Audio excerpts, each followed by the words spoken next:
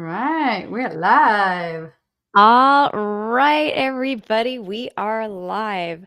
Cool. So, welcome, everybody. Welcome as everybody's coming in. Please just share your name and where you're tuning in from. And I'm going to turn this thing down on my phone so that I don't hear the playback of this while it's playing.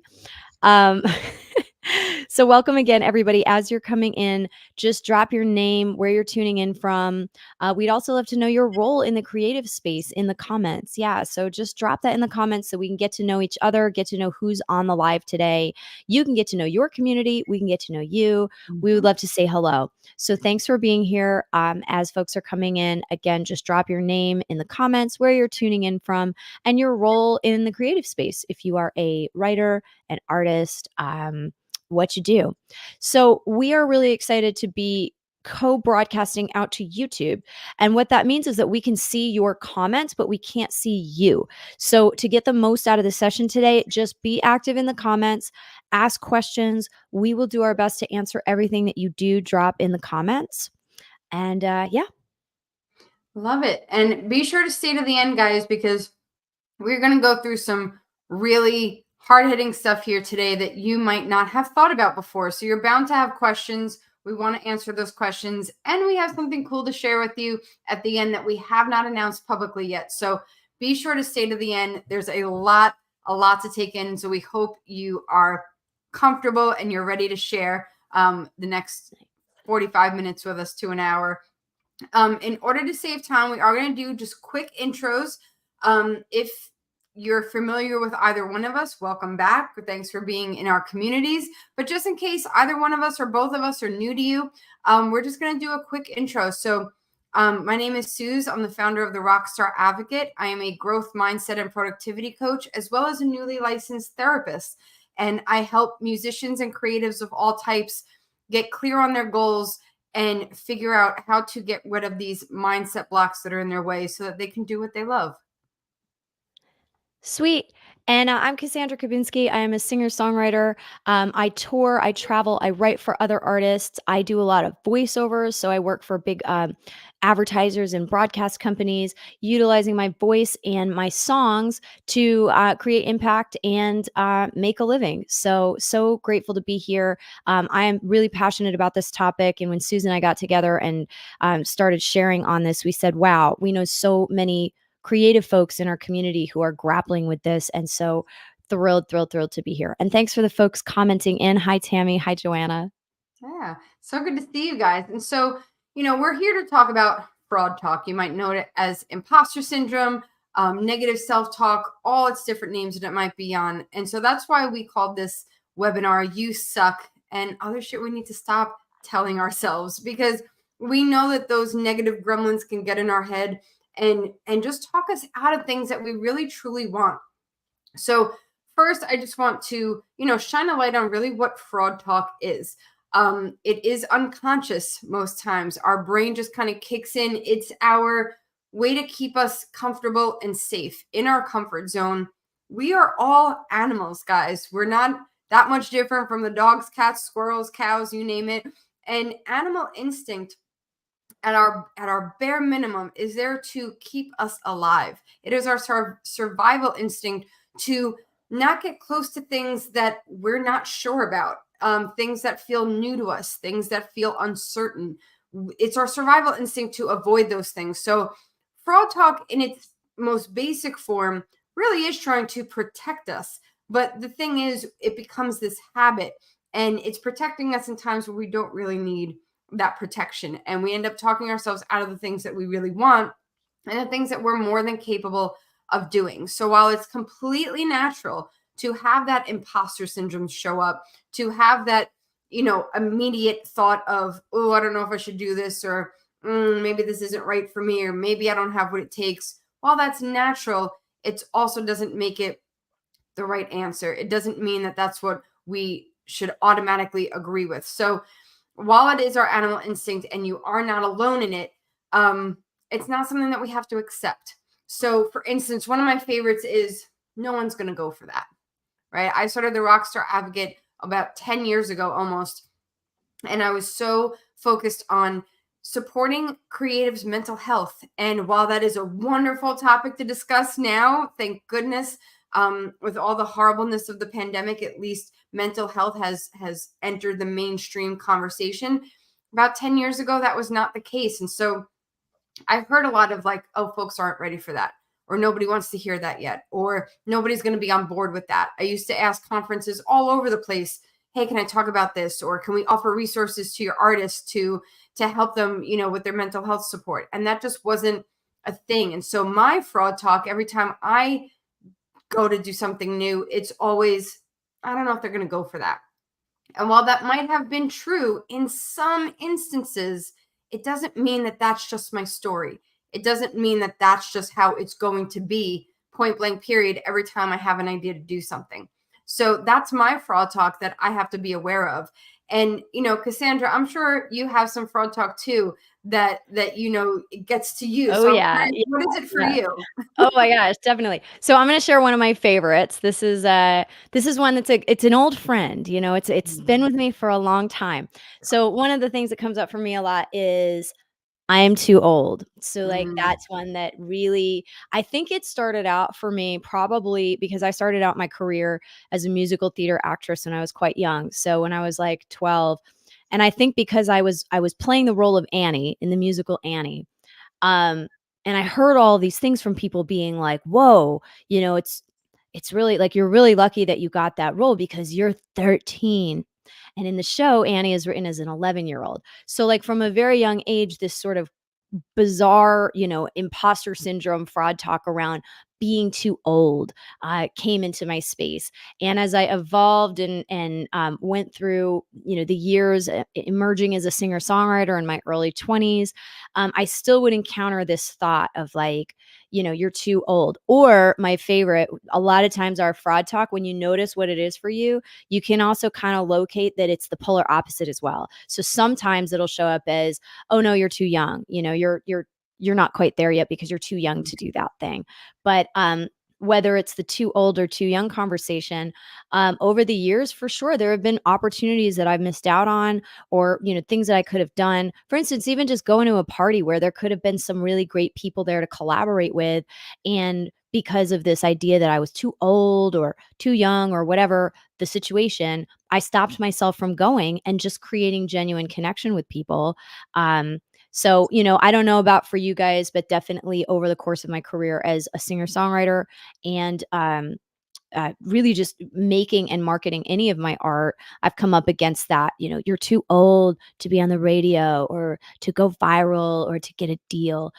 So for me, that's an old friend. It comes up now. I have tools and processes and pathways to really get around it and say, hey, thank you very much for being here, but you over here because we're doing some cool stuff here. So we want to check in with you guys. Do you have a favorite, especially now that Suz and I have shared, one of the pieces of fraud talk or imposter syndrome that we've specifically dealt with? Do you have a favorite for you? Do you have one that comes up regularly, or maybe you're just realizing on this call, maybe you're just starting to kind of gather for yourself like, oh, yeah, I guess there is that thing that I say to myself a lot, or it comes up unconsciously and it's an uninvited thought that sort of stops me in my tracks. So if you're brave, put that in the comments. We'd love to just start, stripping away its power. And the first thing to do is just to share it. So yeah, drop your fraud talk or imposter syndrome or inner critic, one of the magic gems that you get for yourself. Drop it in the comments. Yeah, and I love what Cassandra said. Like, you guys might not even be aware of it in the moment till we started talking about it and be like, oh, I do say that to myself because we do it so often. It just seems normal. It seems regular to have those thoughts. Yeah. Absolutely. And yeah, we're getting some great ones. Thank you guys so much for having the courage to share. Joanna says, since you don't have the proof, so there's that whole kind of thing that we can do to stop ourselves from moving forward because we say, well, we're not really proven yet. Somebody's not going to go for it because we can't show them that it's definitely going to be successful already. For sure. And you know what? There's lots of different pathways around that, and even things that you can do to mitigate that for yourself so that you feel like you do have the proof.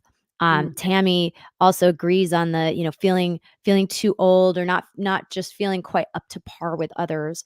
So thank you guys for sharing. Anybody else who wants to jump in and share, we encourage and support and appreciate your courage jumping in here. Cool. So let's just take a look now that we've kind of unearthed that fraud talk exists, and it really does for all of us, whether we're aware of it or not. So, what does it stop us from achieving? And I think, like, to me, that's one of the most interesting things to look at, because that's the part where even if we get aware of it, like I find a lot of my artist friends, collaborators, we might say, "Oh yeah, like I have, this crazy imposter syndrome or that inner critic," and we just kind of laugh it off, right? And we're like, "Aha, like everybody has that." But we don't ever really get present to the costs. We don't really get present to what it's stopping us from achieving. And then we go out there and we kind of like try to plow ahead in the thing that we want to do. Um, and it's still there. It's still kind of like, tethering us to wherever we are right now. Like Suz said earlier, just trying to keep us safe. So you might identify specific ways that your imposter syndrome or your inner critic stops you from achieving. I'm just going to share a few. Feel free to jot these down in the comments if any of these resonate for you. Or also, you could just drop a 1 if you hear something that's like, oh, yep, that's me. So you might notice that your fraud talk stops you in your writing or your creative process. You might find that it stops you in performing, not just whether or not you perform, but how fully self-expressed you feel in your performances, how at peace you feel in your performances. Like, can you get on stage and perform without anxiety? That's something that I deal with regularly, and I'm like really working through that with a lot of different techniques. You might see it showing up in stopping collaborations. You might be like, oh, yeah, I would reach out to that person, but you know, they wouldn't work with me because insert fraud talk here. Um, you might see your your productions, rather, how your tracks sound or have sounded, who you get to work with on your tracks. Um, you also, as Sue said, and this was so key, you might find that it stops you because there's something that happened before that you go, oh my God, it's always going to be that way. Something happened this one time and you're like, oh, well, it didn't work there, or that person shut me down there, or they said no, or they ignored me, or they ghosted me. And so, like, that's just always how it's going to be. So I'm not even going to try again.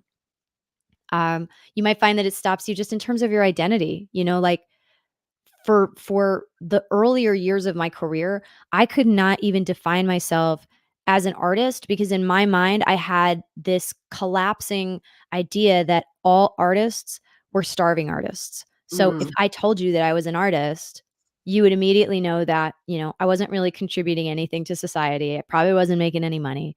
And like, holy moly, what a mess that was for me to sort of untangle and get to see that my identity as an artist and being able to stand in my identity as an artist was totally being mangled by this fraud talk. And that kind of brings me to my last offering in terms of what you might notice this fraud talk stopping you from achieving is just a feeling of worthiness, that you are the kind of artist that you want to be, that you are actually allowed to achieve what you want to achieve, that you actually could. And you might not have all of the ways and paths. Spoiler alert, nobody really does. Even the top people, you find those interviews and they say, I am still winging it every day. So thank you guys so much. I'm seeing the comments just blowing up here, and so appreciate you guys jumping in. Seeing negative feedback rips me. Another fraud talk. Yeah, for sure, Joanna, I am with you. Like, if it was going to happen, it would have happened already, which is sort of like related to the too old, too young, because we are overlaying an artificial timing requirement on like things happening in life, right? So here I'm gonna share a little bit. As I was preparing for this, I did some research, right? Because I was like, look, we're not gonna come on here and we can share our own personal stories, but let's talk about some folks that you might actually know. So I found some incredible stories online, interviews, and blog pieces that really detailed that some of these folks who I personally really admire, you might vibe with them, you might not, but here's some folks that have been dealing with imposter syndrome or fraud talk to the point that they've had anxiety to even get on stage, or they've had the anxiety to like go do a talk or launch their next business. We're talking folks like Adele, Demi Lovato, Shawn Mendes, Michelle Obama. Oh my goodness, the goddess herself, Wolfgang Puck. So here's the Barbara thing, like Streisand, if right? right. Yeah, I mean, if yeah. these people get to this level and still come out and say, "Man, I'm gonna do this talk, but I just don't understand why they want me to do it because I don't feel like I have anything new to say, or I'm certainly not the best person to say this or to sing this." I mean, if people like that are feeling that, then you are so not alone. And again, we just so applaud you for being willing to show up and face this. And we're going to get into that a little bit more. Yeah, absolutely. I mean, Barbara Streisand, one of the most celebrated singers of all time, stopped performing on the stage for so long because of the anxiety and the panic she would get and the fear that she let take over in terms of, her messing up or making a mistake, or was she good enough? Was she worthy enough to be on stage? And as Cassandra said, I mean, it stops us from so many things. And I love the list that Cassandra gave about, all the different things it stops us from. And really, if you want to summarize it, it stops us from making the request, right? Making the request, whether it's to the universe or to the collaborator or to the venue that we want to play at, or, whatever it might be, it stops us from making the request of what we want. And so that really, for me, I know that held me back for so long. And so we want to check in with you guys. What are some outcomes? What are some things that you feel this fraud talk that you guys have been able to name, right? I'm too old. If it happened, it would have happened already. I don't have enough proof that I'm worthy of doing this. What outcomes or what results has it kept you from doing? Let us know in the chat. What have you given up working on? What have you put off? What have you talked yourself out of? We know it's a very vulnerable thing to share, but just know that we feel you, and we're about to share some of our own vulnerability with you in just a few minutes. Because it could be a lot of things. It could be, stopping me from playing bigger venues or pitching to bigger venues. It could be, oh, I don't want to ask that person to collaborate. I don't want to post on social media to let people know the single that I busted my butt finishing is now out. It might be stopping you from launching a course or a webinar or a product that maybe you've been working on.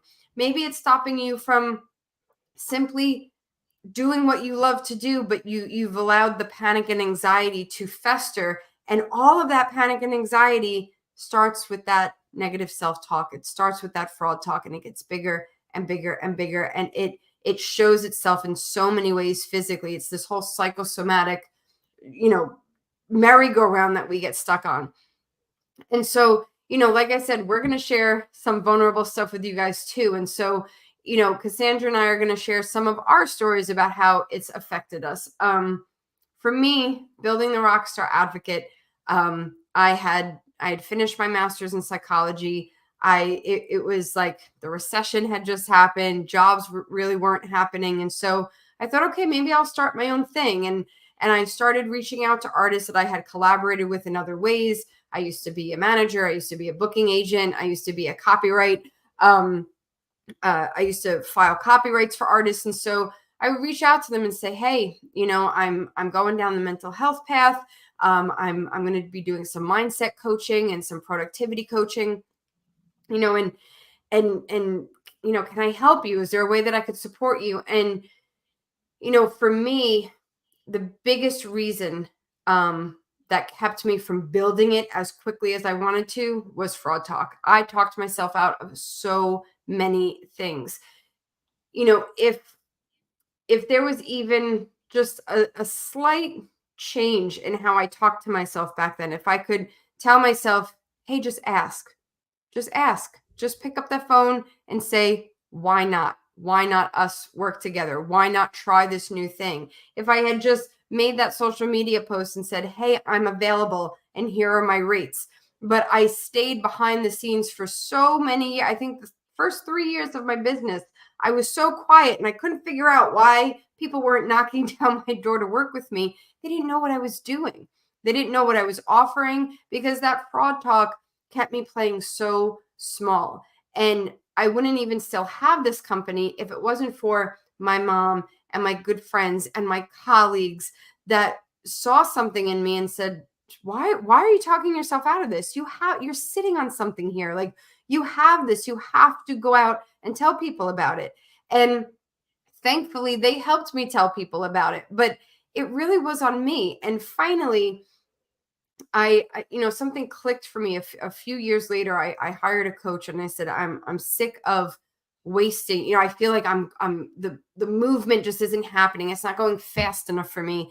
And I realized I was the problem. I realized I was out of excuses. The only reason that wasn't moving fast enough for me was because I was talking myself out of taking bigger moves, of taking bigger risks and making bigger requests.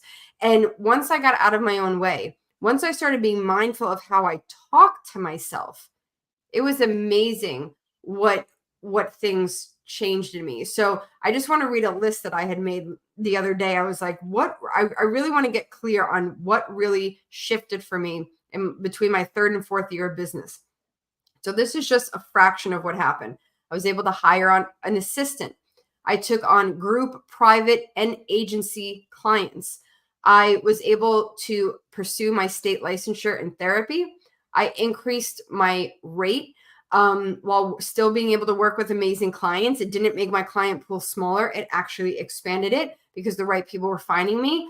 I attracted like-minded folks to grow my community by just simply sharing testimonials, like something that seems so simple, but I talked myself out of I don't want to brag, or, oh, that's only one person that thought I was great. I don't have 10 of them right now. So not sharing testimonials, that ended after my 3rd year of business, simply by sharing testimonials and accomplishments without that guilt or that fraud talk was a game changer. And trying out new ideas to get to the right ones. One of my favorite books is Think and Grow Rich by Napoleon Hill. And one of my favorite quotes in there is, successful people make quick decisions and tweak them slowly. And that's really what I started doing, is like, okay, let's get messy. Let's live in the mess. Let's make mistakes. Let's look a little foolish sometimes. Let's admit, okay, I've got egg on my face, but I'm on to the next thing. And so all of those things were able to happen when I stopped letting that fraud talk control me. I acknowledged it. It's there, but I stopped letting it make decisions for me. And I think that was a huge game changer. And Cassandra, what was the turning point for you? What did that look like? Oh yeah, definitely. So I'm about to as I was prepping for this conversation as well, I got really real with myself as well, and I was just like, wow, there are truly some stories I have not told about places where I stopped myself due to fraud talk. So I'm going to share some stuff with you. I do just want to acknowledge some of you sharing in the comments about, not sharing on social media, not even creating a YouTube page, stopping yourself from sharing your journey. Yeah, not thinking outside the box. Yeah, getting kind of like rigid in our thinking of how things have to be. So thank you guys for sharing. And yeah, please continue to do so. For me, one of the most powerful fraud talk rackets I had running in the background was around money and artistry. Anybody feel me on that? Anybody feel me with a little bit of like, I already shared a bit before, right? Where I mentioned that, I just felt like if you're an artist, you're a starving artist. So that was sort of one piece of the recontextualizing, the reframing, the healing I had to do, is to really get to the place where I felt solid in myself as an artist and willing to identify myself as that. But here's the thing. I had always identified myself as an empowered artist. I always said that I didn't believe in the myth of the starving artist, but in actuality, the starving artist is a cultural character that our culture really loves, right? Our culture loves and reveres the starving artist. We love to, like, there's something noble, right? Like, at least the way that it appears in the culture. And then we all run around and we perpetuate this myth and we actually play into it. And then that's what shows up in our lives. So that's what was showing up in my songs, my performances, my teaching and coaching. Um, was that I was just finding it so difficult to make any money. And if I did make any money, I immediately felt kind of guilty about it. Um, which was weird because, I knew I was really talented. Others reflected that I was really talented. I knew that my songs impacted people, which was really the main thing that I was and I'm always trying to do is to make a difference, to connect, to elevate, to heal through song. That's my mission. Um, so I knew that that was happening because people were commenting, DMing. They would come up after shows and tell me how, a song moved them. But despite that external validation, internally, I still felt like I am not doing anything interesting. I'm not doing anything different than other artists. So I don't deserve to get paid more than other artists, or I don't deserve bigger stages, more opportunities to do my thing. I felt like, why would a big artist work with me when they have their pick of anybody? Like why? So sometimes that would happen where, I get the opportunity to work with someone who I thought of as bigger. And then I'd be like, this makes no sense. Like, why do they want to work with me? Um, and even if I said yes, I'd go into that session being like, I'm just going to kind of stay small and make sure you don't realize that you accidentally picked me. Like, Yeah. totally.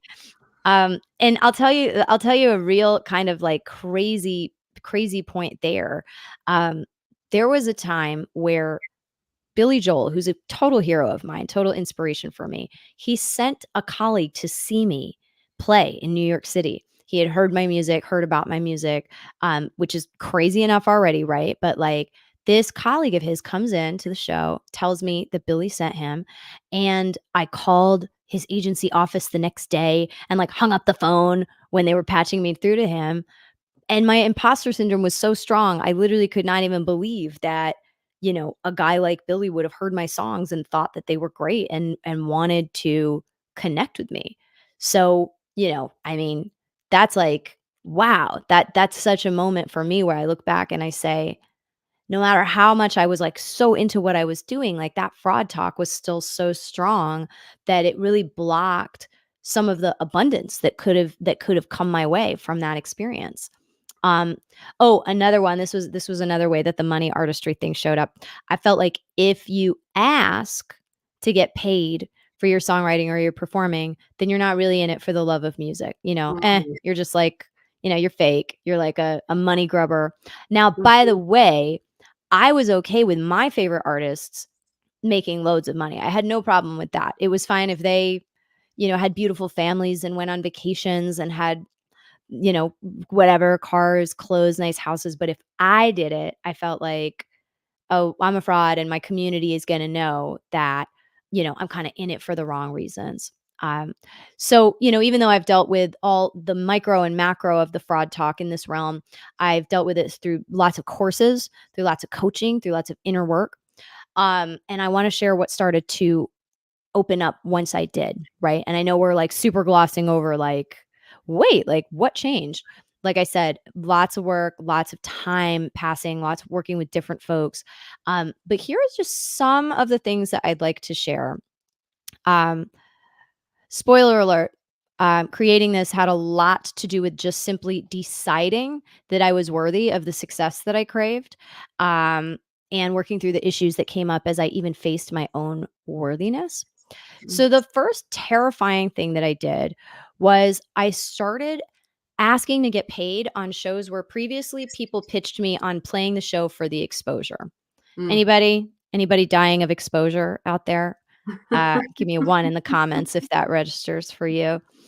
Um, yeah, so I always had this belief that if somebody asked me to play and they didn't offer any money, then there couldn't be any. There's just not a budget since they didn't mention it. So I never asked. But after dealing with that particular fraud talk, I started to ask. And crazy people started to say yes. So I'm just going to share a short list. These are some results I've gotten in the last year alone. Okay. So we're talking like just last year, not even anything prior to that. But there have been some unprecedented results that came from healing this unworthiness complex and getting out from underneath my imposter syndrome and fraud talk. Okay. So, first of all, I negotiated to get paid $500 for performing at an industry conference where the initial invite was, again, come perform. There's going to be exposure. You'll get to perform for industry people and fellow artists. And listen, the old me was there trying to be like, just say yes. Like, this is a great opportunity. They might give it to someone else. And instead, I said, I'm so honored, so grateful for this opportunity. And in order for me to make that work the way that we're talking about it, bringing out a band, I would need a minimum of $500 and just like let that sit in the space. And long story short, we negotiated it forward and that happened. So I ended up getting paid the $500 to play that show. And I was able to pay my band, which is super important to me. I really believe in artists and musicians getting paid. Hey, so, next thing that happened in the last year alone as a result of transcending this fraud talk. Unprecedented, I sold out 2 shows. I'm sort of creating that. I sold out 1 show in September, and we are 6 tickets from selling out the show on Wednesday. So, this is just something that has never been happening for me. Always trying to sell out a show, always trying to, do that because it felt like something was, that it was required to somehow like move to the next level.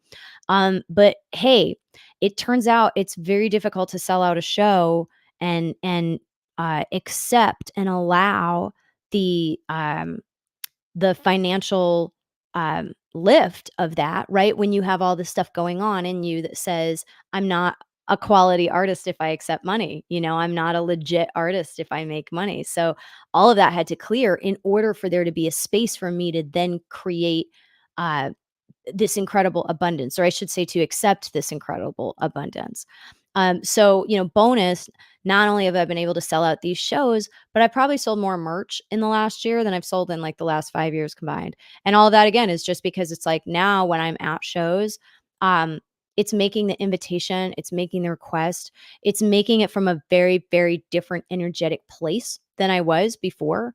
And we'll kind of touch on that in a little bit, but Suz mentioned that word request earlier, and I would add to it that it's like you're either making an invitation or you're making a request. So you're either saying, hey, like, please something, or like, hey, offering something, Mhm. inviting people into something. And the way that I did that energetically totally changed after I dealt with the fraud talk. And the last thing, and this is pretty cool.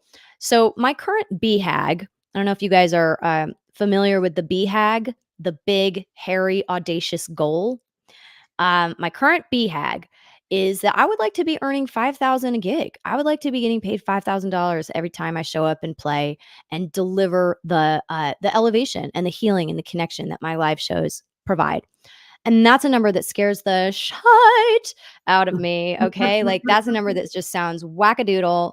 It sounds real crazy to me. It sounds like, who am I to get that? Like, right? Because the reason we're here leading this is because we're present to this conversation. And FYI, it never really stops surfacing. You just gain the tools to deal with it better. So, right here we go. My current BHAG, 5,000 a gig. And an opportunity came my way to teach a songwriting retreat in the coming year. And I said, wow, I think I'm going to have to ask for what I'd like. It feels to me like if I'm going to go out and do this for like a whole week, that this is the number that I'd like to get. So I presence the number. I'm going to say, this is what I think it would take. And the presenter, the organizer just said, okay. Yeah, I think, that seems pretty reasonable. It seems kind of aligned with the comparables that we're seeing for these types of services. And that was just kind of it. I mean, what? It was just Mhm. prior me probably would have done, a whole week's worth of teaching for like a few $100s or maybe just travel expenses. So, anyway, as you guys can see, I mean, what we've shared, it's made such a huge difference for us, which is why we're here chatting with you about it. But we're only sharing to see what opens up for you. Okay. Mhm. So we want to turn it back over to you. What are you starting to see for yourself? Please comment what you're actually starting to see for yourself that could open up, even if it's just a glimmer, even if it's just a little crack. Like, again, even if it's just, hey, I'm going to write something in the comments that feels insane to me, but it also feels juicy. It feels like I do want that. So even if you're like afraid to say it, just put it in the comments, right? It's just zeros and ones out in the digital universe. So, so drop that in the comments. What is something that could open up for you on the other side of fraud talk? Maybe it's something you've never even allowed yourself to think is possible. Maybe it's something that terrifies you, that you're like, I just can't even imagine that. And I could certainly never ask for that. So, again, we invite you to have the courage to not overthink this and just drop it in the comments. It's the fastest way to start to loosen its hold on you. Thank you, Joanna. Yeah. Develop a Incredible. cabaret show. Amazing. I love that. Yeah, we are going to So have some cool. good action taken in 2024. I can feel it. Absolutely. So as you guys are dropping it in the comments, and again, don't overthink it. Just whatever comes to mind where you're like, ooh, this is an area where I feel like if I could really transcend my imposter syndrome or my fraud talk, I would be able to make some strides and make some gains. Diana, thank you. Yeah, thanks for being here, Yeah, Diana. incredible. Yeah. Cool. All right, so while you guys are doing that, we're going to start to get into the next steps to overcome this fraud talk, okay? Here's the thing. There is a pathway, and it's a reliable pathway, and it's a replicable pathway. And what's important about that is that once you learn it, you can just apply it each time this fraud talk comes up. And we totally recognize that, as we've already established, fraud talk can be an unfortunately pretty familiar part of life, most especially when you do anything new, which is kind of like aggravating, right? Because it's like you do this thing and then you get to the level where you're comfortable with that. But then if you want to grow again, you got to get uncomfortable again. Oh my gosh. And so on and so forth throughout life. But the beauty of this pathway is that once you learn it, you can replicate it and you can continue to use it no matter what level you're ascending to. So we're going to break down the steps for you guys. All right. There's 5 steps. Step 1, you got to become aware. And that's partly what we're doing here today. It's partly what you are having the courage to do, just even showing up and staying on this live. So again, big props to you guys for that. I like to call this step, name it to tame it. You might have heard, you got to name it to claim it. Or you got to name it to reframe it. But in any of those fun, catchy little phrases, it all starts with naming it. And that starts with becoming aware. So you got to become aware of what your specific magical brand of fraud talk and imposter syndrome is and how it shows up for you. The second step is you got to see how it is trying to help you. And again, it usually feels like it's derailing us in the end. But as Suz mentioned earlier on, from a biological level, the fraud talk and imposter syndrome is really just trying to keep us safe. So I call this step, befriend it to transcend it. We've got to make friends with this stuff. We can't continue to live our lives in a space where we are fighting, we are running, we are blaming ourselves and making ourselves wrong for having this going on. And what emerges from that in step 2, when you really do this, you befriend it to transcend it, you actually discover compassion and gratitude. Which is pretty incredible, because like we're only on step 2. And what starts to shift is that you just start to have compassion, not only for yourself, but for the fraud talk, for the imposter syndrome, like where this comes from. And you start to recognize the ways that it has tried to keep you safe, sometimes the ways it actually has kept you safe. And so you start to develop some gratitude for it, which I'll tell you goes a long way to loosening its grip. So step 3 is we start to rise with our why.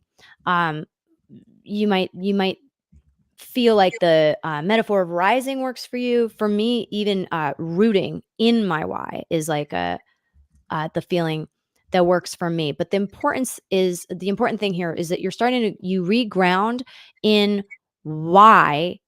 Why is it important to do this thing that you want to do?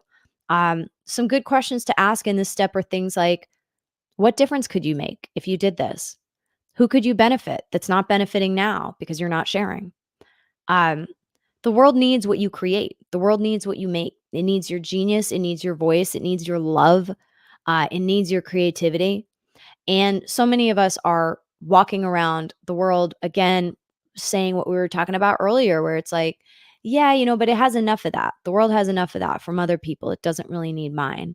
When the reality is that there's somebody out there today who could be benefiting from your music or your art or your cooking or whatever it is that you create, that you give, your wisdom, even just your journey. I mean, truly, just what you have lived and what you have to share. Somebody needs that today, and they're not getting it if you're not sharing it. So those are the first 3 steps, and I'm going to pass it on to Suz for the last 2.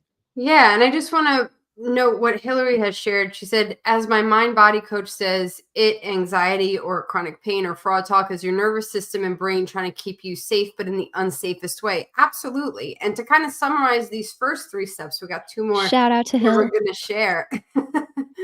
When, from a psychological standpoint, as Hillary was mentioning, it's really like talking to a toddler, right?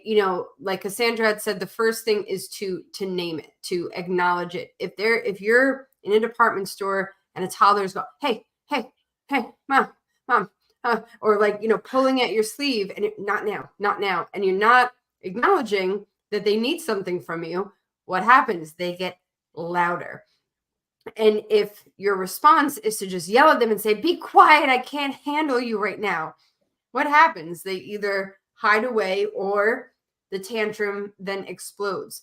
But if you, as Cassandra said, if you can show compassion, if you can get down and kneel down and look it in the eye and talk to it and say, okay, I'm acknowledging you, I see you, and I understand that this is a symbiotic relationship. It's not about praying that the fraud talk goes away, because guess what, guys? It doesn't. It's just our natural reaction to things. But then how can we work within it? How can we meet it where it is? And as Cassandra said, befriend it. And that why is so important, because the fraud talk can come in and say, no, don't do this. Stay safe. Play in this little sandbox over here.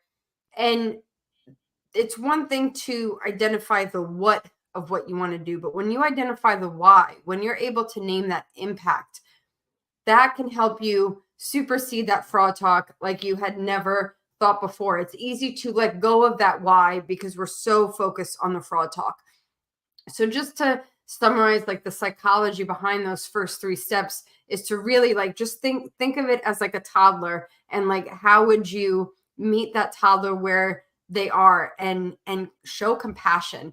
And so those are the first 3 steps. I've put them in the chat. The 4th step is to take action. Take bold action. I didn't say big action. I didn't say a ton of action, but anything that feels bold for you. This is not a comparison. This is not a race. This action is not about, well, what did that person do? Or, well, this person's next step looked like that, so that's what my next step has to look like. I am a big fan of microtasking. And again, that's going to look different depending on where you are in your journey.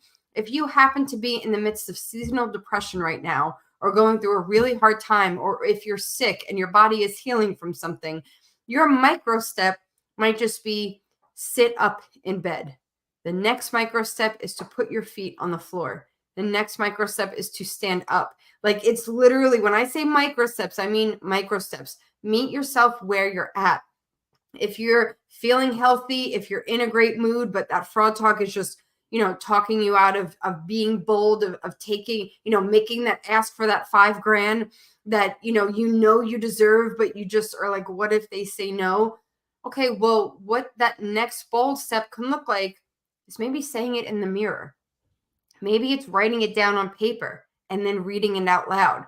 Maybe it's asking a friend, hey, can I just email you what I'm going to email this person? I just want to like take the action of emailing it and just practice right now.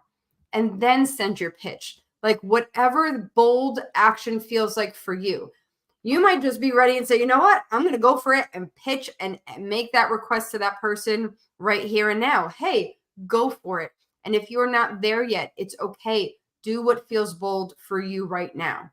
And the 5th step is to surround yourself in community. And you guys already took that 5th step here today.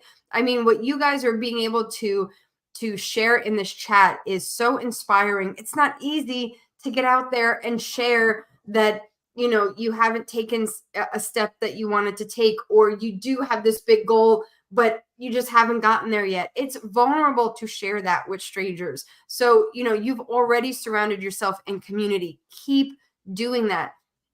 Keep sharing, keep being vulnerable with one another. You don't have to go on social media and tell your whole audience. You can just call up a colleague, or you can DM Cassandra or myself and just say like, hey, you know what? Like, I just need to say it to somebody. This is what I'm feeling right now. And being in community, leaning on one another, finding your people does so much for ongoing support. Accountability is so, so important. Saying to somebody who's also maybe ready to take a next bold move, hey, you know what? I want to take this move by Tuesday. Can we just check in with each other on Tuesday and see where we're at? So that community is so, so important. And Isa, I'm so glad that you're getting something out of this today. And thank you for being here with us. And so those are the 5 steps for overcoming this fraud talk. In basic summary, it's being kinder to ourselves. It's talking to ourselves with, as Cassandra said, more compassion. Think of yourself, when you think of yourself on your journey to take this leap. So many people sit in a cubicle. They're like, oh yeah, I'd love to have a career sometime in music, or do what I want as a creative, or express myself and share my gifts with everybody. But they don't. They talk themselves out of it. Ain't nothing wrong with sitting in a cubicle. But if it stops you from sharing what you want to share, whether it's your career or whether it's something you're doing for the very first time, doesn't matter. If you're able to take those steps, you have more courage than so many other people out there. And as Cassandra said, they need what you have. So it's important to talk to yourself as if you were watching your friend go through it and they were being hard on themselves. What would you say to them? How would you talk to them if they said, oh, I want to do this thing, but I don't know, it didn't work out last time, or the person I asked, like, it didn't really vibe for them and they said no? What would you say to them? Right? You'd encourage them. You would do what my mom and my friends did for me my first 3 years of my business, which was to denounce that fraud talk for me. And so you want to, what would you say to your friend? That's how you want to say it to yourself. And so the 5 steps we gave sounds pretty simple. We put it in the chat. It's become aware of it, befriend it, name your why, take action, and surround yourself with community. It's there. The steps there seem easy enough. But the thing is, we have to undo years of what we've told ourselves, years of habits that can be very difficult to break. And so while the how seems like a simple formula, it can need a little bit more work under the hood to really get that going. And so it does take some work. And that's unfortunately outside the scope of this. We want to come here today to share the framework with you, to tell you that you're not alone, to let you know that what is really possible outside of talking yourself out of things that you're really meant to do. And so we want to do the deeper work with you. And we're going to be hosting a fantastic workshop where we do just that, where we take this framework that we've given you guys here today. And if you can take that and go with it, hey, keep us posted. Let us know how it's going. And we want to celebrate you every step of the way. But if you're feeling like, okay, that's the framework, but I don't know how to start implementing it, we want to do that with you in January. So Cassandra, why don't you share with us what they can expect from us at this workshop? Yeah, cool, totally. So again, you guys, we're so grateful that you've chosen to spend this time with us. I know we're already 45 minutes into this, and we're in the thick, right? Like, we're in the thick of what it is to just be showing up for ourselves and showing up for our communities with our creations and with our art. So I mean, I know I keep saying it, but it's like, it moves me every time that somebody is willing to just show up and do that, because I know what it takes. And I know how often I have hidden, right? And how often I have allowed exactly what Suz said about just not asking. I mean, really just being like, yeah, I'm not going to ask. I'm going to go do something easier. I'm going to go do this distracting thing. I'm going to work out, or I'm going to make a tea, or I'm going to work on a project that I know feels really easy for me, instead of doing something that feels really confronting for me. So also, like Suz said, those 5 steps really are the framework. That's really where you get into the meat and potatoes of getting underneath, getting around, healing and clearing this fraud talk and this imposter syndrome, we would be here for a couple more hours if we actually started to get into doing all of that with you guys. So that's what we're going to do in January. We're going to create a space and a time for us to do that work together if that's something that you're interested in doing. The workshop is going to be on Monday, January 15th. It's called Shut the Fraud Up. And in thank you. Thanks for the laugh. And in this 2-hour workshop, we're going to be leading you through these steps, starting with identifying the fraud talk, then getting into befriending it, which again, that one's interesting because the way you do that might be different than what you expect. It's sort of an Counterintuitive. interesting process. Yeah. Yeah. So then we're going to anchor into your incredible vision. So whatever it is, we would really encourage you to bring in to 2024. Like, what's up for you in 2024?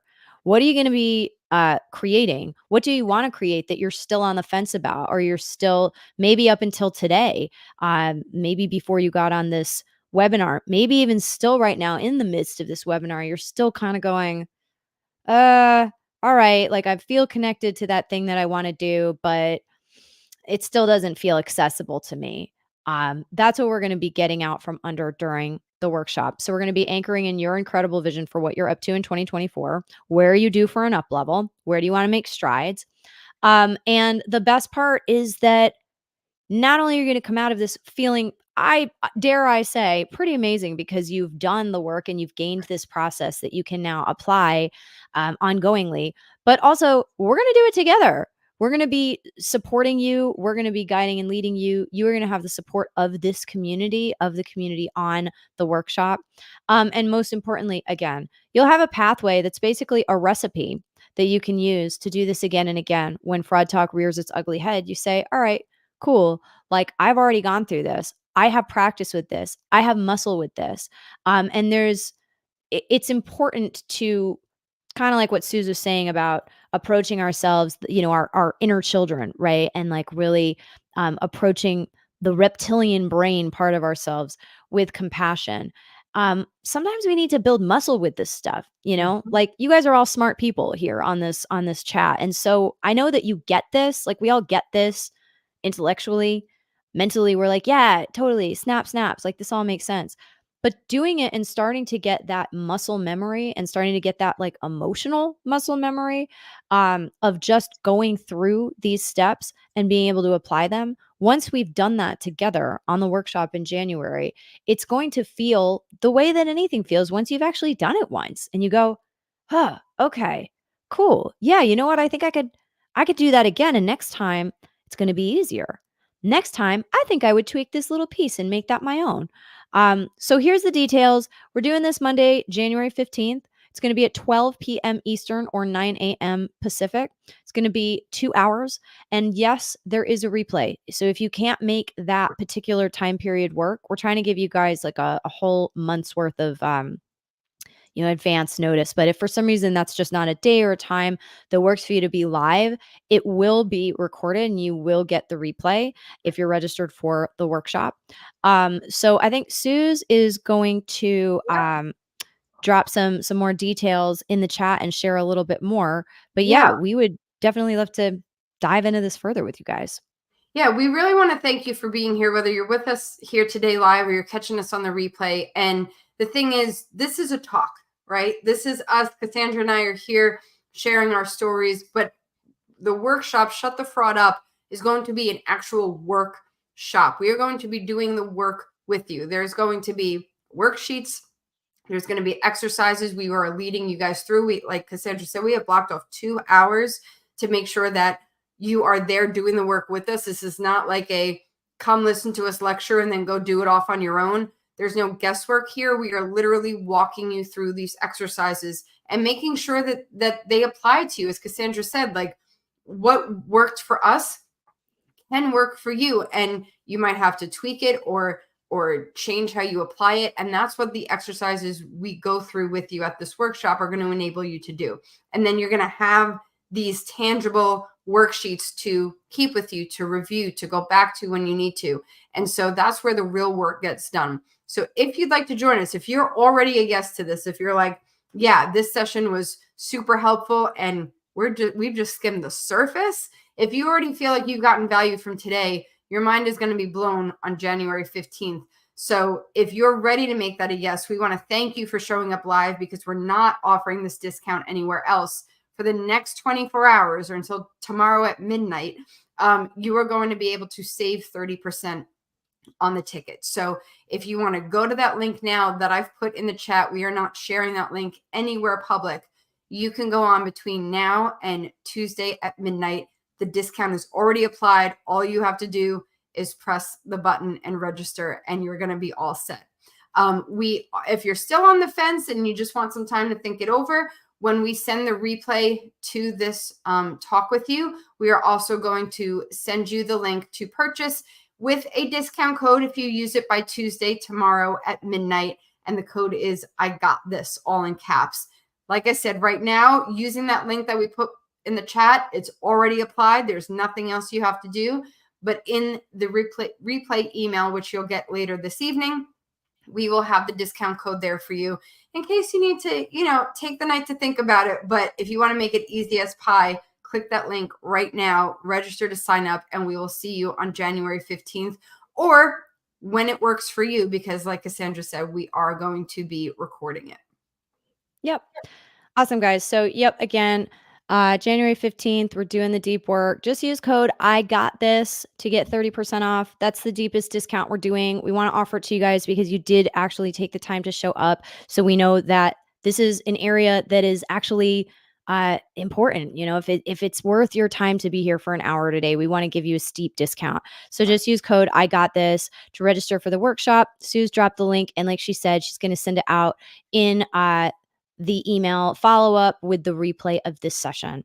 So with that, we want to bring it back to you. Okay. Let's just refocus. Let's really close out this session, just regrounding in where you're going to be increasing, improving, leveling up, making things easier. Ooh, ease, a sense of ease around the things that have not yet been easy. So again, we're just going to invite you to drop one thing, okay? One thing in the comments. Where are you leveling up in 2024? This is you can share for us to know, but this is really about you. This is about you just declaring it. All right. So just drop it in. Like I said, for me, it's making 5,000 a gig, which sounds insane to me, but like, that's it. I am creating that. I declare that that's where I'm going to be leveling up. Also having my songs in heavy rotation at the radio and performing without anxiety for these sold out crowds. So like I mentioned earlier, for me in the last few years, like never before in my career, but in the last few years, I started to deal with some anxiety before shows. So like where I want to level up is to like discover how to clear that, like what is driving that and get out of the way.